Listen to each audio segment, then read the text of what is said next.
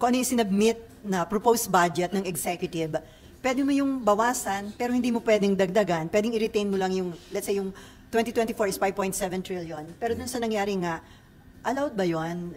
Sa mga nag-previous budget ba, pwede yun? Nataasan mo yung unprogrammed appropriations, kaya ang magiging total na ng budget, higit dun sa isinubmit ng executive. Well, usually unprogrammed, we will only be able to use it or utilize it once it is available. Kumbaga, hit and miss. Kumbaga, nagdadasal ka na if you have an advocacy o meron kayong, yung legislator has a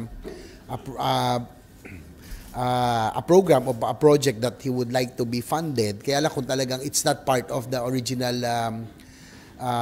GAA or NEP, then you are hoping, kumbaga, fingers crossed na talagang magkaroon ng excess funds or for the unprogrammed fund for it to be funded, no? So, may mga, may mga tinulungan ako, kaya lang hindi na umabot. For example, PUP, meron silang nire-request ng in other state universities, pero wala po sa NEP. We're hoping that pag merong extra funds ang program, mabigyan din ng funding.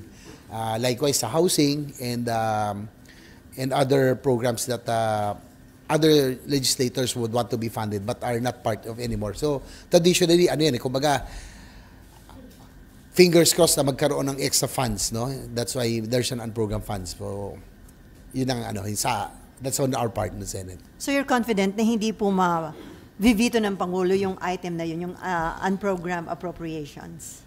Well, it depends.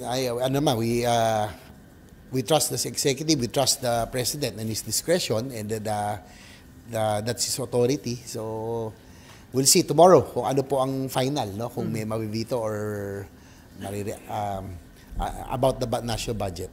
So ilang mga senador, sir, mag-attend tomorrow ng most likely, the leadership will be there for sure. Senate President Big Zubiri, Majority Leader Sen. Joel, and probably Senate President Pro Tempore Lauren will be there. And Senator Sani. Might as well. And Senator Sani, being the chair of the Committee on Finance. Any related question about the budget? No more.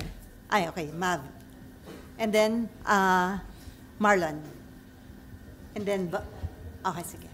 Hi sir, good morning po. Morning. Sir, yung unprogrammed funds, itemized po ito, and if itemized, sino po nagde-decide what goes in there?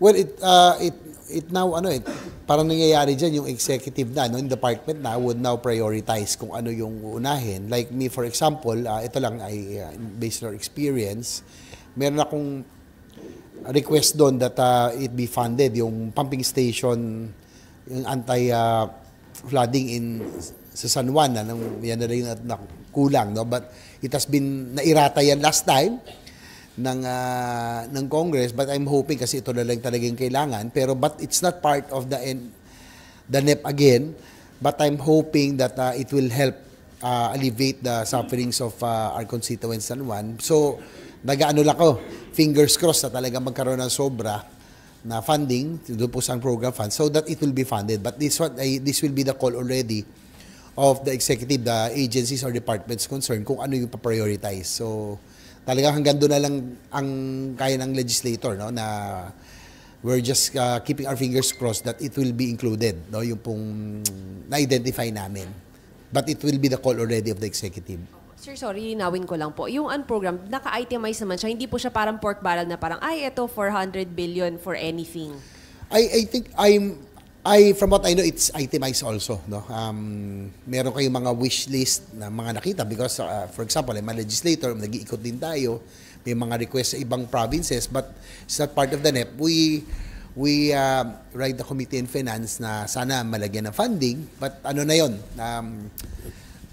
Hindi naman suntok sa ban, pero we're hoping that there will be excess funds dito sa program fund so that it will be funded. No? So, Sen, bakit po hindi na ipasok to during the committee hearings as individual or even institutional insertions po ng mga taga-House or taga-Senate? Well, kasi naman meron tayong mga ano doon siguro hindi na, yun yung mga hindi na kumasya, no? Because the House will have their own pie, we will have our Senate's own pie na ilalagay institutional amendments. So, siyempre sa dami rin ng hindi naman ma-accommodate lahat. So, some will be, yun nga, may lalagay sa unprogrammed funds. Yung mga that will not be accommodated in the final line item in the budget, no? Line item. So, yun nga lang, ano na yun? Wish list na yun. So, hoping that there will be enough unprogrammed funds by the end of the year to be able to fund these projects that are listed in the unprogrammed funds. Sir, ano lang, I don't know kung if you're aware, pero doon po sa special purpose fund po, under doon sa final version na ng GAB, ang laki na nabawas sa health sector, mga 40 billion.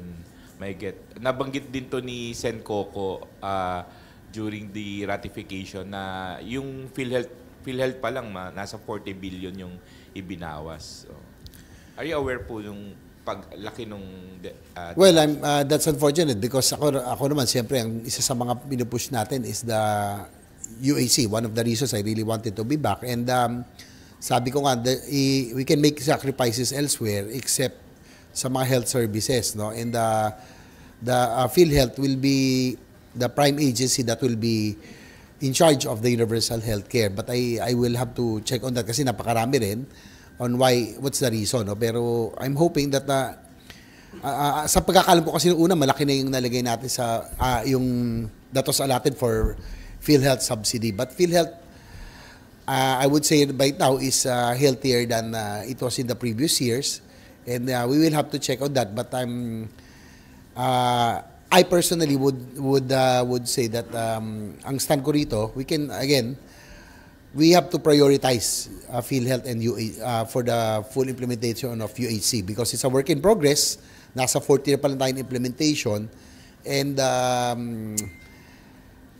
I think one of the barometers of a successful government is if the services like health services is successful. So marami pang birth pains, marami pang challenges, but we just have to prioritize it. So we'll have to check on that. Sir, pag may ganong kalaking adjustment sa budget, will it not affect yung operations lalo na ng mga specialty health facilities? Well, yun nga yung yung question nga dyan, if of course yung mga hospitals that still have pending collectibles, but PhilHealth assured that they will during the budget hearings that before the end of the year halos lahat maayos nila. And also the Senate for its part also added again for the specialty centers, no, which will be under UAC rin, under the Health Facilities Enhancement Program. The specialty centers being one of the priority programs which was mentioned by the President twice in both his zonas. So from 2 billion last year, we added another 2 billion naging 4 na yata last year, and then now 10 billion na po yan. So at the soonest possible time, we can expect that the specialty centers in the strategic areas in the country will be operational, hopefully sooner, no? Marami lang challenges, of course, yung personnel, yung pagkakaroon ng mga specialists in the different areas. Yun po yung mga challenge, no? Acquisition of the new equipment for cancer control, for open heart surgery, kidney, marami-rami, no? But now that it has funding, so it will be the challenge already of DOH to utilize it, no? At least meron na tayong allocation doon. It will be the challenge to come up to be able to utilize it, and yun nga yung pinaka-challenge I think yung personnel, no, to make them ready to have operation of the specialty centers. But that's one good news that we really pushed very hard in this budget season is the establishment of the specialty centers. Sir, would you know po ano yung special purpose funds, and kasama po ba to doon sa pinaka-primary appropriation allotted dun sa mga agencies? Well, that's part of the budget, but kaya nga ang sa amin nga, we want the budget, most of the especially civilian agencies and departments will be auditable, no? Kaya nga po binawasan na natin yung CIF. It will now be again be allotted to departments or agencies that have something to national security and peace and order. So at least by now, we would want the budget na karamihan ng line item will be auditable. Kaya nga yung controversial CIF talagang we limited it already for DOJ, DND, and the PNP. Okay. Okay na sa iyo. Wala ka ng tanong, Hana? Okay, si Raymond. Good morning, sir. Morning.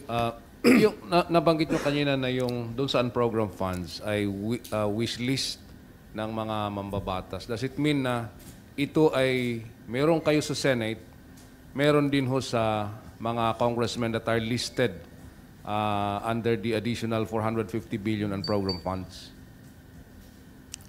Well, ganun nga, kasi yun yung mga hindi nakasama sa budget, yung mga pahabol. So, there are other requests and for funding for different programs and projects. But ito na nga yung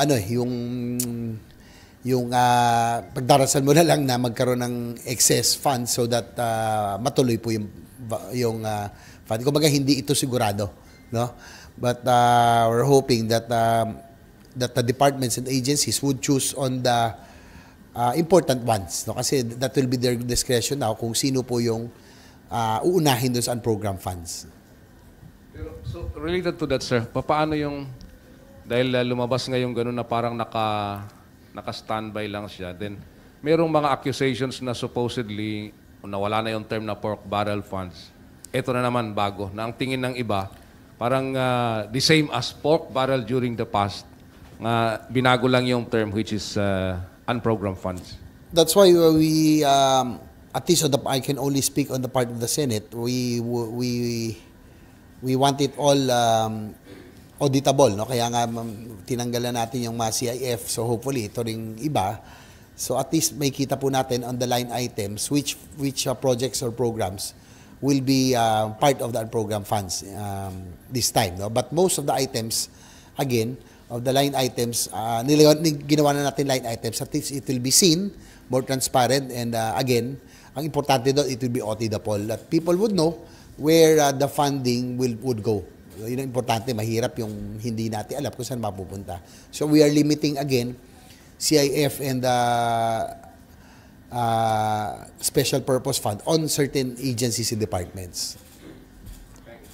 And then, She. Sir, clarification. Yun dun sa unprogram, sabi nyo nga, agencies yung magde-decide. Una, dapat pagdasal kung may excess fund. Tapos, agency ang magde-decide. Sa dami nun, syempre, we all assume na lahat naman yun equally important. Pero paano magde-decide? Parang ano yun? Kung sino yung mas mataas yung posisyon na nag-endorse ng project, yun ang uunahin? Or parang palakasan kasi yun? No, I'm hoping, I think it will be allotted to projects or programs that will have more impact, no, or which will be classified as really more priority or as a priority, no. Yun nga lang hindi nakasama, but I don't think it has something to do with who is pushing, no, or who sponsored or who allotted the budget. But I would trust the agencies or departments would choose the more important ones, the more, sabi ko kanina, yung mas may impact and what is needed. So yun yung ano natin. Kaya nga yung unprogram talagang dapat din bantayan. That's why we made sure that it will be all itemized para hindi para walang duda na doon, just like other special purpose or CIF funds. Sir, so at the end of the day,